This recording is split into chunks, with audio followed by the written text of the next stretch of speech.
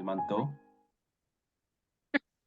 um, for all the blessings that Creator gives us, and also always thank Mother Earth for all the blessings that she gives us in the forms of water, food, medicines, and so on and so forth. I also acknowledge the ancestors, uh, Kitans Kutapan Noak, the ones that pull us, and those yet unborn. I always think of them as well. So that's what I always do before I do this talk. And also before I did the talk, I smudged and said a little prayer, because prayer is powerful. And I got stories about the power of prayer and seeing it in real time and in action. It actually made me invisible when people were out to hurt me. They couldn't see me. And many other instances like that, that the power of prayer came into my life and it saved me. But before I get into those stories, I just want to again thank all of you for coming here today, taking time out of your busy lives to spend this hour or so with me here. And I also want to thank Jessica and the Library Services for Saskatchewan Aboriginal people for this opportunity. I'm thinking it's probably about my, I don't know, sixth or seventh year with them. And the virtual call out was made, and I submitted my abstract, and so I was coming up with all these titles, and I didn't know, like, it was just these titles are so hard, right? And so I put this on Chat GPT. It generated this awesome title for me, right? Journey of Resilience and Transformation, Navigating Challenges to Achieve Personal and Professional Success. So it's pretty funny, but hey, that is the way of AI now. That's the way we're living now. And you know what I mean? Like times are really, really changing, so yeah. So thank you all for coming today. And I a little bit about myself before I start. Grew up on a Big River First Nation, located on Treaty 6 territory, 2.5 hours north of here. We're surrounded by many reserves. And that's where I was born and raised. There's about close to 5,000 members. And I grew up speaking a language. And I want to get into that actually. But anyway, so I currently work at the University of Saskatchewan. I'm an assistant professor there. I'm a father of three beautiful children. That's my greatest role, my greatest achievement is being a father. Like I have these mini me's that are my legacy. They have to be the ones to carry on, what I'm going to leave for them, right? So we got to leave this world better for the ones that are coming, after us. So we borrow this world from them. What else? I'm an author. I've written three children's books, three children's books. I've worked on three children's animation series. So Wapu's Bay was a big one. The Guardians was another big one. And now we're working on Chums. It's another big animation project. So keep your eyes out for that one. That's going to be season one will be released within the next couple months, I would say. We're now working on season two. Yeah, lots of work in the language revitalization field. And that's my passion. I love doing that. The fire was sparked inside me, and when I was working as a school counselor in Prince Albert, uh, 2001. Between 2001 and 2002, I was there. Lots of stories there, you know. Yeah, lots of stories there. What else? I'm a musician. I was a musician since I would say maybe 10 years old. And there's a beautiful story of how I became a musician and how I was able to tour right across Canada and throughout the United States. So that was touring. I was touring there, and I was able to drum for a very famous country music star, unexpectedly. So it was pretty cool. What else do I do? Um, Yeah, I wear many hats, like me and Belinda Daniels started this nonprofit organization called Nihiwak.org. Nihiwak Language Experience. Sorry, our website is nihiwak.org. So we've been doing that for the last, you know what? This year is our 20th year. It's our 20th year celebration this year, and it's really growing, this grassroots organization to revitalize our languages. And some pretty cool stuff coming with that, APTN, and you know what I mean? It's a pretty cool stuff. So keep your eyes peeled for that. What else? Yeah, just lots of projects for me. Like I do a lot of work with translation. So right now I'm translating a lot of stuff, and there's actually one coming up here, a pretty good one. I'm actually, going to be working with translating or narrating a documentary all in Cree. So this language has really helped me. It has given me so much. And I'm so truly thankful for my mom and dad and my community for speaking it to me, right? Unapologetically, we just all spoke Cree, you know. But I'll dive right into my story now. So I wanted to say, like, Indigenous people, we are like the most resilient people, I would believe, in Canada. Despite everything we've been through, we're still here. You know, and like, despite all the challenges and hardships we have faced, we're still here, and we're still doing our part to keep our languages and our cultures and our ways of life alive. So I wanted to say that I'm proud to be a Cree man. I'm proud to be a Nihio, and that's how I was born and raised. But life for me started off uh pretty pretty rough, I have to say. And why I say that was, when I was 2 years old, uh, there was a horrible accident where, you know, addictions,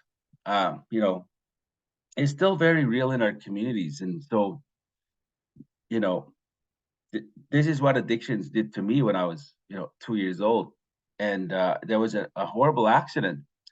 And me and my older brother, we were playing, and I think I still face trauma because of this, right? And anyway, so boiling water fell on me, and it burned my skin, third-degree burns. Uh, I would say 35 to 40% of my body. And so, so I had to go to the hospital when I was 2 years old, and it was very traumatizing for my family, my brothers, and my parents and my grandparents. And so there were moments where I wasn't going to make it, but I think through prayers and of course, to the healthcare system, I pulled through. And I had to live with these scars, but I thank these scars because they shaped who I am today, right? They really did. They really helped me, these scars. My whole life I had to deal with them. But because of them, I lived my life a certain way where I was more in the background. You know what I mean? I wasn't at the really forefront of everything. Like, when it comes to all the things that I had to do, I always kept my scars in my back of my mind. But now I'm in a better place with that, and I have them covered with tattoos now. Beautiful tattoos cover up all my scars. So that's just my story of how I was able to overcome that challenge. But my parents, they raised me to work hard. They taught me common sense, you know, and plus that old residential school parenting of this, the whip, right? So I was raised like that. Me and my older brother, like we had to fall in line with my dad and my mom, and so we had to really work hard from an early age. My dad was a farmer, he had a horrible accident. My dad, like a tractor tire ran over his head, caused permanent hearing damage on him in his 20s, so he still suffers with that today. And he was a trapper. He was a carpenter. Like, he was just a jack of all trades, my dad. And he showed us these skills, right? So told us to be strong, that masculinity, like you got to be tough, he instilled that in us, right? And my mom was a taxi driver, very creative, in terms of arts and craft. Like, she was a beater, she was making, hides, and like just all these very beautiful skills and talents that she inherited from her grandmother. My grandmother, oh, my grandmothers played such a pivotal role in my life. Like, again, they taught me love, kindness, generosity, patience, understanding, through the language, just through how they were able to live, right? And so from an early age, I applied these into my life to just work and not to give up when the going gets tough, not to be so easily overwhelmed. All right. And I still carry to these traits, I guess, to this day. So high school, you know, I don't know if I was going to make it through high school, like, the drugs and the alcohol kicked in pretty early. Like, I was 13 when I started, and I started smoking. I started, doing the weed, and well, weed was really the only drug back then. Well, some people don't even call it a drug anymore, But anyway, so, and alcohol. And so, like, that really led me down a very challenging road, was you know, because I started to lose friends and family to drugs and, well, to accidents, and like going to jail, and it was starting to be a norm. It was just starting to be a norm all around me, right? And so I remember in high school, uh my dad, he just said, you're going to be on welfare, you're going to probably drop out, and you're going to be nothing, you're going to be just like, a lot of the guys around here. And so, you know, and I saw my grandmother and all, they working hard, they never complained. I should just give it a shot. So I really applied myself in high school, and I really studied. I actually did, and I kind of just didn't want to go with I didn't want to go with the masses anymore. And that's when it really started for me, this going against the masses thing. You know what I mean? Like, everybody that's told by, hey, do this, do that, I kind of would step back and kind of like, I want to see the bigger picture here. Yeah. So I've always been a listener more than a talker, eh? And so, throughout my high school years, lots of challenging stuff happened, lots of deaths, a lot of car accidents. Like, my goodness, I shouldn't even be here with what I've been through, and it's just from making bad choices and peer pressure and, friends and family. We all have these in our communities, right? And I lived it. I've been through it. And so, yeah, so, but throughout this time, I was also a musician. I was playing in bands, and, like, I was playing all over. I was really like, anything I wanted to learn, I kind of just wanted to learn it. Like, that's when I really started to read more books, and nobody was reading on a reserve. I just picked it up one day. There were all these good books, and I got it from my dad because my dad's deaf. He was always reading. So it inspired me to start reading, So this very day, I just love to read books. I'm always in Value Village buying books, stuff like that, used books. And so again, high school was very challenging. Like, all these stuff was happening in my life, and I kind of, I would go to the ceremonies, and I would see the sweats and the sun dances, the chicken dances, the horse dances, happening in my community, you know. And I went to them before I started the drinking, right? But when I started the drinking, I kind of stayed away from the ceremonies, right? And the parents and the grandparents would be telling me this and that, to change my ways, and a lot of challenging stuff, a lot of scary stuff happened to me. And so I remember, uh, like for example, our graduation, so our reserve only went to grade 9, back in the day, and all the students had to leave to go to the town schools, these white town schools, and they would drop like flies, within a few weeks, they'd just be dropping out. They weren't quitting; they were being forced out. And so, hey, I really wanted to graduate with a diploma, like a grade 12 diploma. So I really applied myself like a grade 9, and well, hey, gotta leave now, gotta move to Debden. And Debden was very challenging time, you know. Uh, but I decided to switch schools to go to this other reserve school called Sand Lake. So I survived grade 10. I passed grade 10. My marks were, 60s, whatever. But I moved to Sand Lake. So I got to Sand Lake, grade 11, and so I was living in Sand Lake, and man, some very challenging stuff happened in Sand Lake. Like I was living in this house that was extremely paranormal. There's a lot of paranormal activity there.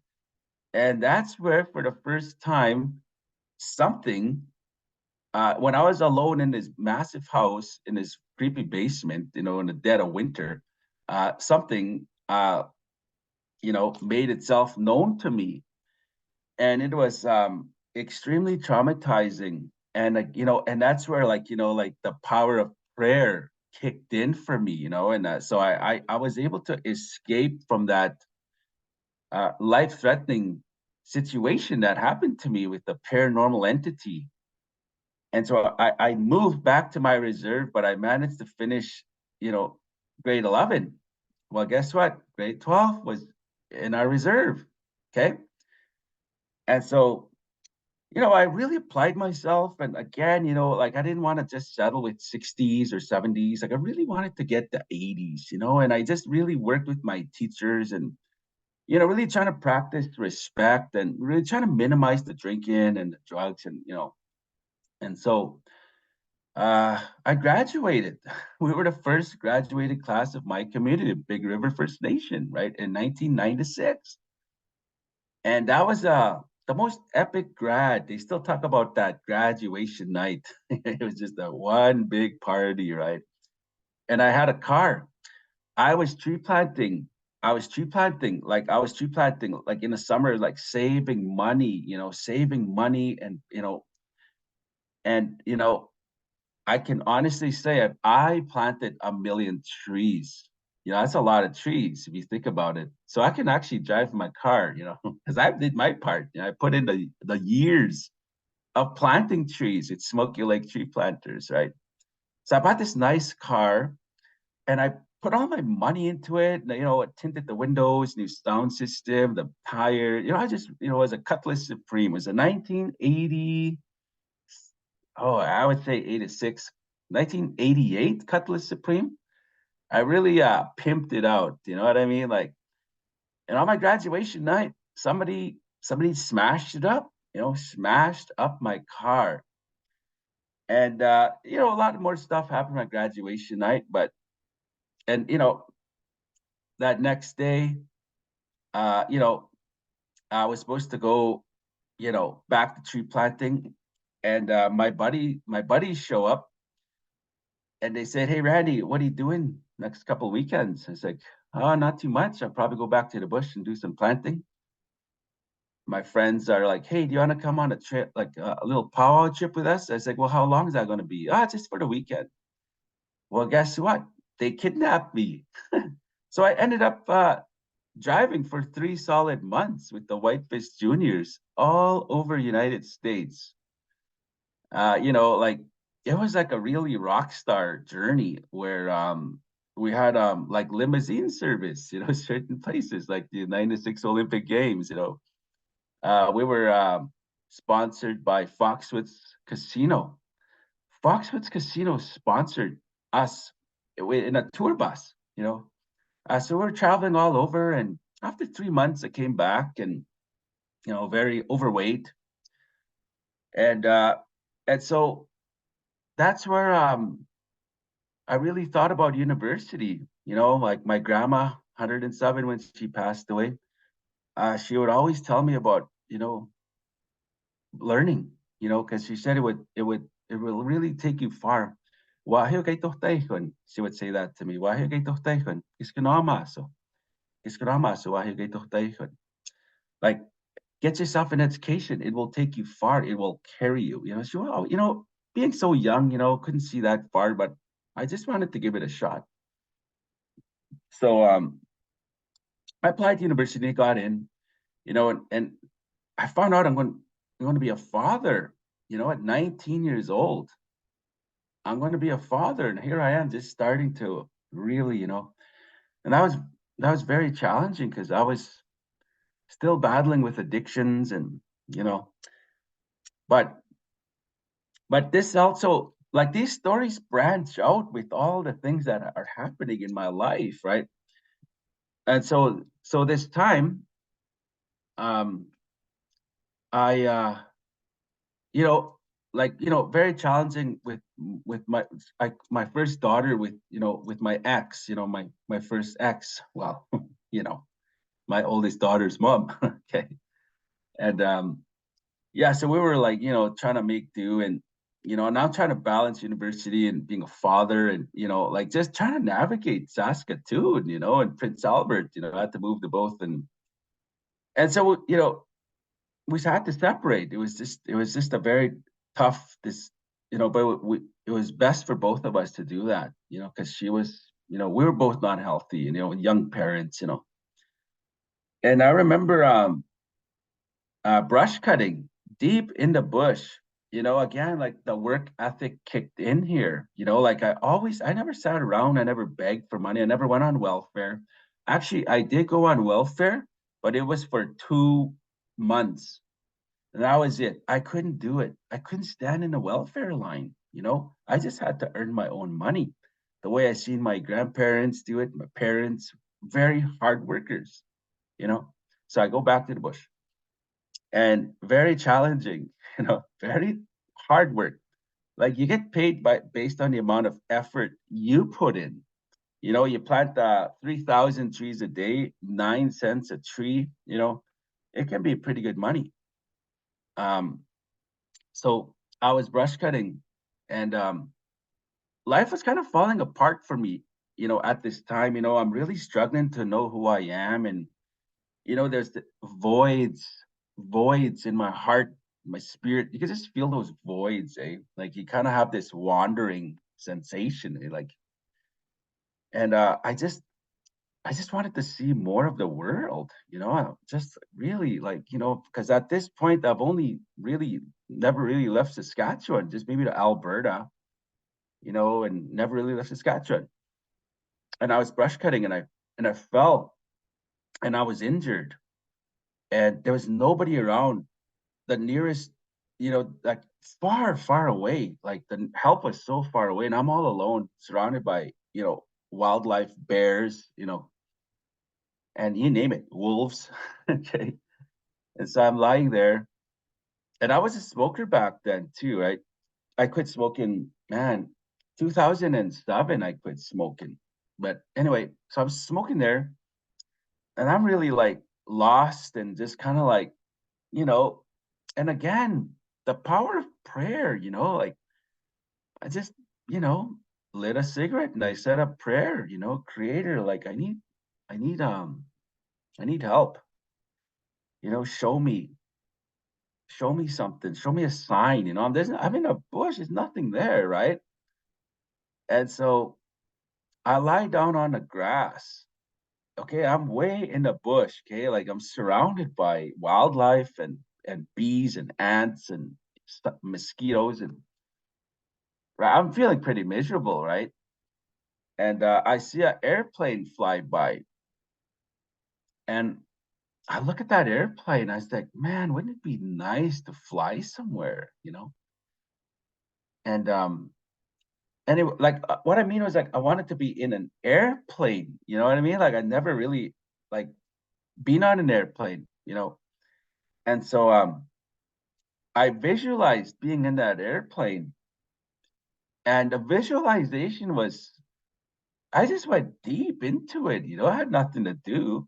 So I actually like closed my eyes and I was visualizing being on an airplane. It was so cool. Like I just felt like I could smell and see and touch and you know, like I never been in an airplane. I kind of seen pictures of what it was like and you know, the windows and the sounds, you know, it's just really like, whoa, I'm in an airplane. This is pretty cool, you know. So imagination was so big growing up, like I was a storyteller, eh? From, you know, since like kindergarten. I was always the class entertainer. I was always telling stories and being very descriptive and, you know, giving the stories, bringing them to life so the listener can, like they're watching a movie, eh? You know, so I've always been like that. So imagination really, you know, it's based on how I live my life now is through imagination. So I I finished that visualization. I don't know how long I lied there. And I get up and I felt better. You know, my injury felt better. And I just felt overall in a better state of mind. Like I just like I was energized. Like I felt like, man, things are gonna be okay. You know, like I just felt this reassurance, right? And so I finish off the day, and that was our last day of work, brush cutting, eh? So I go home. And I remember you know, I went out that night with the friends, you know, and the bros and and you know, in the morning, feeling pretty rough. Okay. To knock on my bedroom basement. I had a room in the basement of mom's house and you know, my walls were just covered with like, you know, rock stars and you know, scenic, you know, it's just stuff that I could see all the time. I didn't know I was doing it, but and so my mom said there's somebody on the phone they want to know if you can go and do a show. You know, so I go on a phone and I talk to this guy and he's like, "Hey, Randy, we hear you're a drummer. There's a big show tonight in you know this community. We want to know if you can make it." And oh, somebody's calling me here. So I said, "Well, how much you going to pay me?" You know, oh, we'll pay you like 150. So anyway, make a long story short, I uh, I agree. You know, because I'm one of those people that, you know, I've always wanted to see what's on the other side of stuff. You know what I mean? Like I'm kind of curious like that. I haven't been, I wouldn't shy away from like challenges or, you know what I mean? Like I would actually like, if I can't do it, I'm gonna, I'm gonna work a way like to do it. You know what I mean? Like fears, you know, and phobias, and like I just want to just go right through it, right? And my favorite quote, that many favorite quotes, but Will Smith, he's like, everything you want is on the other side of fear. Well, that's a contemporary quote, but it's kind of how I've always wanted to, how I've always believed, take risks, do those challenges, like face those uncomfortable things, and just see where it leads you. I've always lived my life like that. Like my phone, I'll answer it. You know what I mean? Like I will do it. Email, I'm going to respond to it. You know what I mean? There's stories about that too. Like, do you want to see how stories start branching? I went to New Zealand for a month based on an email, and I challenged my classmates. Let's do this, guys. Let's do it. We don't know where it's going to take us. Well, needless to say, they didn't want to do it. So I ended up going to New Zealand, for a month and learning from the Maori people. It was just a life-changing experience for me. So these opportunities that come, it's just creators' way of testing you. Just seeing, like, is this guy going to be up for this challenge? If he is, going to be happy he did, or it's going to be a lesson, right? So anyway, I go. I go to this community, and it's a big music festival. So I've been drumming for so long now, and I'm pretty seasoned musician. It's easy for me to drum with, music I've never heard. And so I did such a good job.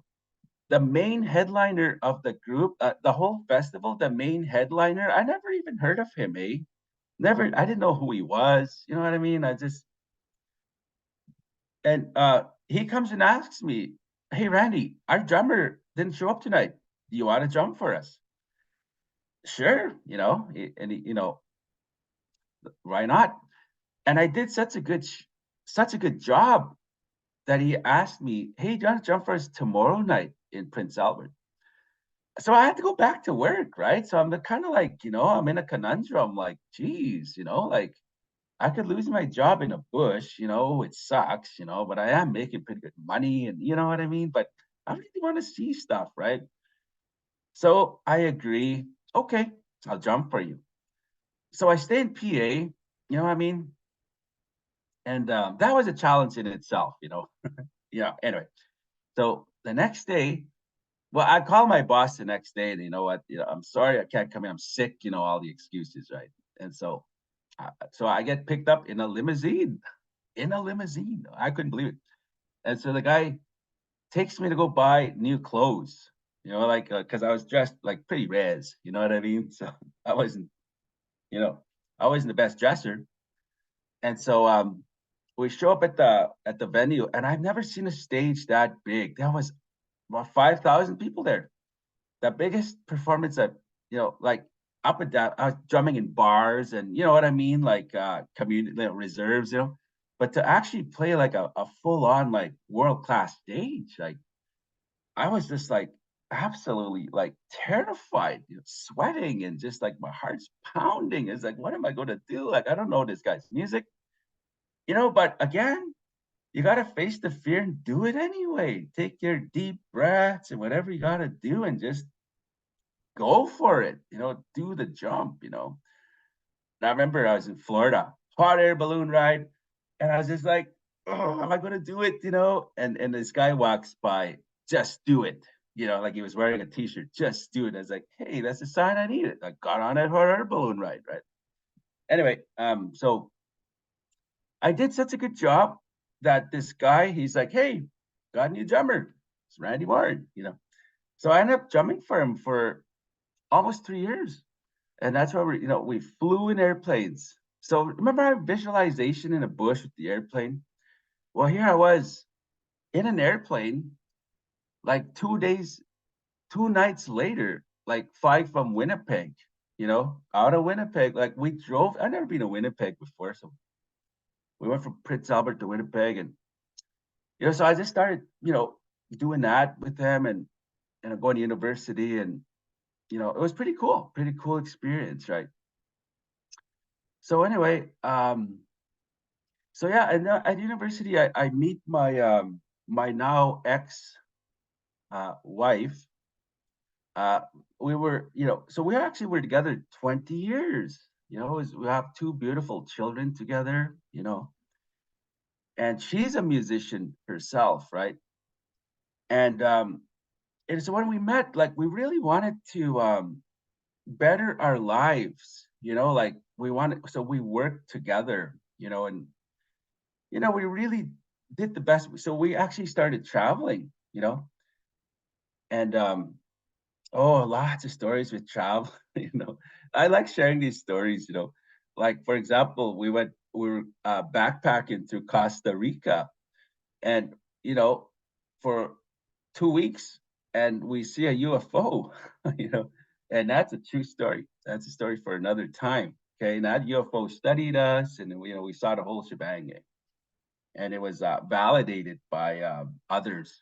Anyway, so me and my ex-wife, like we were really trying to better our lives, you know. So that's where like we moved to Prince Albert, me and her. And I got a job. She got a job there, very challenging. My job was so challenging because I was working inside like this residential school in Prince Albert, and I was working with very toxic, very toxic coworkers. So it's very challenging. And I don't quit easy. You know what I mean? I could have quit so many times, but I really wanted to work with these young people, and that's where my passion really kicked in for language revitalization, reclamation. Because these young kids, I was like, the teachers were like, Randy, you speak Cree, like you should teach these kids something, like some Cree words. Man, I had a knack. I really had a knack for it. And so one day I got a phone call from ITEP program, Ors Morosky, his big booming voice. Is this Randy Morin? I said, yes, you should be a teacher. So I left. That was my cue. I said a prayer, creator, I need, keep moving me along. And so we both moved back to Saskatoon for me to go, start another degree. But at this time, that was where we wanted to quit drinking. We both wanted to quit drinking because we knew it was really causing, a lot of problems. And so, and it just happened to be right at that time we were going to move to Saskatoon. We took a yoga class. Okay. So me and my ex-wife, Prince Albert was pretty boring. I also saw Sasquatch there, a Bigfoot right in the middle of Prince Albert. I saw a Bigfoot. Yes, I did. And I'm not lying. Okay. Me and Lindsay saw it, and it was cloaked, like you could see through its body, like it was shimmering, but it was very tall, long arms, and typical. It's so funny because last week I ran into an elder from Coacatoos who has Bigfoot activity on her property, and she actually showed me a plaster footprint that she took on her property. Okay, so and she feeds these Bigfoot. So I got her name and I told her I'm gonna come and camp with you this summer because I want to see these Bigfoot. You know what I mean? Like I'm a cryptid guy. I want to see them, right? But this one we saw was pretty terrifying, so we had to run. Anyway, so again, like I'm branching off here with my stories, right? Like because I'm trying to like maximize this time that I have, and it's going fast. So anyway, we take this yoga class, and there's this Buddhist monk, and he had quite the story. This Buddhist monk had quite the story. He was a very successful doctor in Toronto, PhD. He was in charge of the psychiatric unit in Toronto. Very rich guy, right? Had his whole life. And one day he's driving a car and he runs over a little girl, and the little girl dies. And it broke this guy, very rich, had everything material. And he just couldn't get over it. He just couldn't get over it. So he moved to Tibet, and he became a Buddhist monk. And so he did his whole training, and did everything, and he decided to move back to Canada. And yeah, and he ended up in Prince Albert of all places. Okay, so and he was very gifted guy. So we were doing yoga, and he was a palm reader, and so I was a skeptic, like we're all skeptics, right? So he's reading people's palms, and he reads my palm, and he looks at me, he goes, "What's your name?" "Randy." He's like, "Randy, you got to take care of yourself. Like, make safe choices. Okay, like be very safe." And so me and Lindsay leave, right? Prior to this, there was so many close calls with death. Okay, so many close calls with death happened, prior to this meeting this Buddhist monk. So meaning like my time with alcohol was coming to an end, but I just didn't really know how. And this Buddhist monk was the one that kind of was the one that kind of, you know, helped me. So I give him my palm. He tells me everything, and his eyes went really big. And I'm just like, okay, whatever. and I leave, right? And so me and Lindsay, like, we're already moving to Saskatoon, right? And her dad, Lindsay's dad, contacts us, and he's like, are you guys drinking? And me and Lindsay are like, no. He's like, can you guys come back to PA? Like, this guy, this monk, this guy really wants to meet, Randy, especially Randy. So I go meet this guy, this Buddhist monk, and he was so serious. He's like, in your palm, you know, I seen what, you know, what will happen to you. And he told me what will happen to me.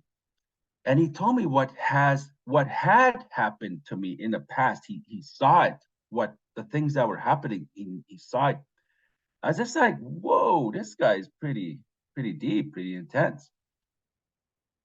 So that was it. I told him, you know what?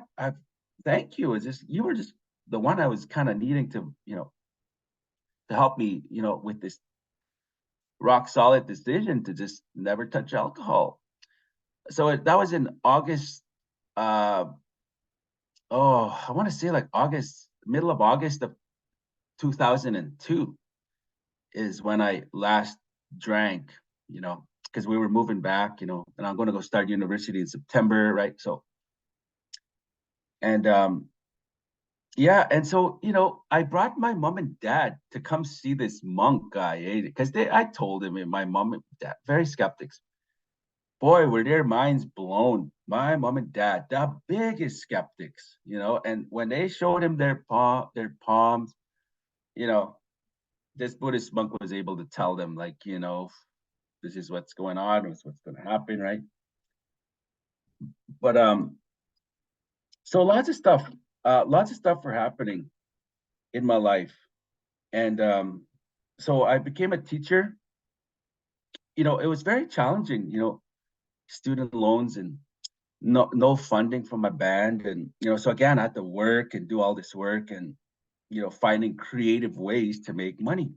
And I applied for scholarships, and I actually pretty much won every scholarship because really worked hard with my grades and my, like, I graduated high school with distinction. Like, I graduated, like, I won these awards, right, for, like, and so university first station, I actually graduated with distinction as well, my first degree distinction, right? So education degree, I graduated with distinction with my education degree, right? And so yeah, so by this time we're sober, and and we're gonna be, we're gonna, and that so we decided to get married. So we contacted Waniscawen, and Waniscawen were so blown away that we wanted to have our wedding at Waniscawen, and we wanted to get married traditionally, not by a priest. You know what I mean? Like, we wanted to get married traditionally. So we did the research. We went to different communities asking elders, like, how do we get married traditionally, like as Cree people, without Western influence, like back in the day? How do we do it? So we were the first ones who wanted to get married traditionally, so, but we threw in a bit of like Western flair to it. Like, we still got rings, but we had our rings custom made, right, in our spirit names, West Coast style. So we got married at Waniscawen, and they donated the space to us. They gave us the food. It was just like and they still talk about that. The people that came to our wedding, they still like, that was the most amazing. Elders were there. We had drummers, like, we round danced, like, we did it all. We gave a giveaway ceremony. It was such a meaningful wedding. you know so anyway, so I started working at FSIN. I became a lands and resources policy analyst. So I started traveling around the province, and I got shoulder tapped by Catholic and Public School Division to be a high school teacher. So, you know what? You remember the doors? Why not check it out? You know what I mean? Like, don't be so stuck in your ways. Like, be malleable. Be employable. Be teachable. I always tell that to my students. Accept constructive criticism. Like, don't just, you know, I decided to, hey, why not? I had a great job, tax-free. I'm gonna try my hand being a teacher. I was, I landed just a great job, right? So I ended up teaching for, you know, 12 years. And at that time, like our first, my son Kisik was born. And we named him Kisik, like we didn't want to name him like, like a Western name, eh? So we named both our children in traditional Cree names. So my son is Kisik and my little girl's Kise. So these actually mean something, right? So, very challenging. I worked at 4 different schools in a Catholic school division, and it was beautiful. But, as we think, sometimes change is good. And I felt kind of underappreciated. And so I again prayed, like at this time, I really started I am fully immersed in the ceremonies now, right? I'm in the ceremonies and I'm helping. I became an Oscapios. And and this time I became an author, so I started writing books at this time with my son, and so yeah, so now we're gonna have another baby, so my little girl Kise is born, Kise, and so and that's where I got shoulder tapped to uh because the university for over 23 or 24 years they were fighting to have um a faculty member that could, teach the language, right? The Indigenous Studies department. For over 20 years, they fought the university to have a position, the one I have. So they scoured the whole, Saskatchewan. And yeah, it was very tough to find people that could fill that position. So I applied and I went through the whole process of like multiple interviews, and I got it. And so we had to do, so I was there for, so this is my 6th year, but last year I had to do what is called a probationary review. It was very challenging to write this big, and I have friends that helped me, and I really thank them so much for all the help that, the support, right? And so I'm there now, and it's beautiful. I'm creating a speaking certificate program, right? So I still got to create 3 new classes to finish this certificate program, right?